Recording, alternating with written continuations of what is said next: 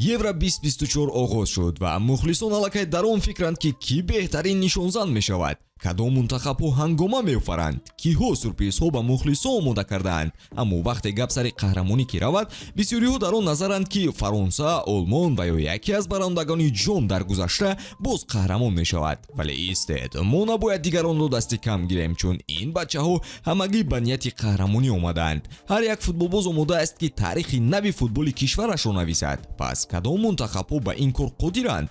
То охир тамошо кунед. Мо оиди кишварҳое ҳарф мезанем ки метавонанд бори аввал қаҳрамони Аврупо шаванд. Евро 2024 аллакай аз бозии нахуст сергол сипарӣ шуда истодааст. Шоми имрӯз моро вохӯриҳои мунтахабҳои Венгрия, Швейтсария, Испания, Хорватия ва Италия, Албания интизор аст. Боз чӣ сенсатсияҳо моро имрӯз интизор бошад? Тамошои бозиҳоро бо хизматрасониҳои ширкати 1x ҷолибтар гардонед. Дар 1x регистратсия осон, пардохт аз тамоми гӯшаоканори дунё, вале муҳимтар аз ҳама барои шавандони Тоҷикистон бонус то 8000 сомони дар аввалин ҳисобпуркунӣ бо промокоди TAJFUT пешниҳод мешавад. Силкаи бозиҳо дар комментария. Ба ҳама муваффақият. Аз Англия шурӯъ мекунем. Бале, ин кишвар дар кулли таърихаш ҷоизаи мазкурро ба даст наовардааст. Ҳарчанд насли зиёде дар ин мунтахаб бозӣ мекард ки ситораҳои бузург шуданд. Соли 2021 Англия наздик ба қаҳрамонӣ буд, вале дар пеналтиҳо ба Италия бохтанд. Имсол бошад ҳадаф ба финал баромадан не, балки қаҳрамон шуда ҷомро ба хонаашон бурдан аст. Бешубҳа Англия барои соҳиб шудани ҷоми Аврупо ҳама корро мекунад, чунки аз соли 1966 аст ки ҷоми бузурге дар футболи байналмилалӣ ба даст наовардаанд. Бале, мухлисон аз ҳайати интихобкардаи Саутгейт ва нокомии даста дар бозии омодашавӣ муқобили Исландия хело норозиянд, вале ин футболбозон иқтидоре доранд ки имсол аз дигарон боло шаванд. Англия бо ин ҳаяташ дар мусобиқаи ҷорӣ яке аз муддаёни асосӣ асту Фаронса аз онҳо шонси бештар дорад. Шумо медонед боз киҳо дар рӯйхати мо ҷой доранд? Хорватия. Ин бачаҳо борҳо исбот карданд ки дар арсаи байналмилалӣ мавқеи хоси худро доранд. Дар ҷоми ҷаҳони соли 2018 ҷои дуюмро гирифтанд, медали биринҷии ҷоми ҷаҳони соли 2022 ва медали нуқраи ҷоми миллатҳоро соли 2023 ба гардан овехтанд. Ба ҳамин хотир дар Евро 2024 бозии ин мунтахаб фарқкунанда мешавад. Мо дар хотимаи сину соли насли тиллоии футболии Хорватия қарор дорем. Капитани онҳо Лука Модрич аллакай 39 сол дорад ва бешубҳа ин рақси охирини ӯ дар чамани аврупоӣ мешавад. боварӣ дорам Хорватия мехоҳад бо қаҳрамонии ин легендаи худро гусел намояд. Ҳарчанд бозии дӯстона буд, вале дар омодагиҳо пеш аз шурӯи мусобиқа онҳо Португалияро тавонистанд ки шикаст диҳанд, ки ин чиз аз иродаи қавии хорватҳо дарак медиҳад. Медонед боз киҳо то охир дар Олмон мондан мехоҳанд?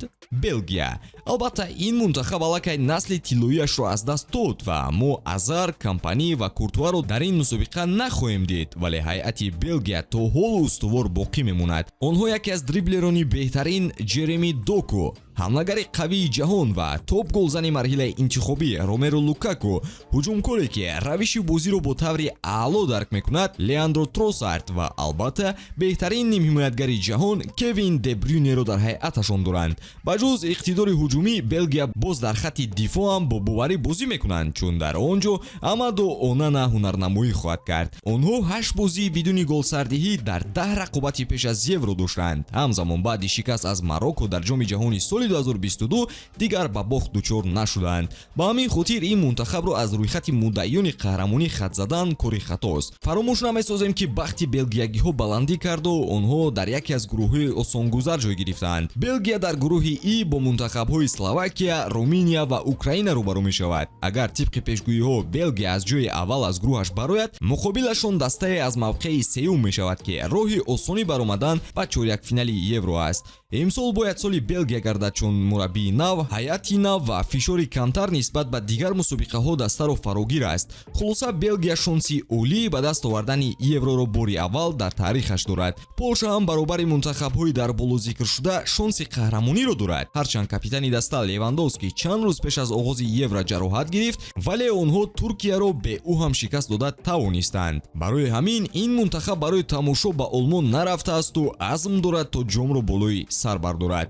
Агар Полша комёб шавад, сенсатсия дар Аврупо мегардад, чунки ин мунтахаб ба то 5 муддаёни қаҳрамонӣ шомил нестанду дар гурӯҳи сахте бо якачинҳои Фаронса, Австрия ва Нидерланд рақобат мекунанд. Вале касе гуфта наметавонад ки онҳо қаҳрамон шудан наметавонанд, чун Португалия ҳам соли 2016 дар муддаёни қаҳрамонӣ набуд. ба фикри шумо чӣ дӯстон? Кадом мунтахаб шонси бештари қаҳрамониро имсол дорад? ҳатман фикратонро дар комментария қайд карда наворҳои ҷадидро мунтазир бошед. То боздид.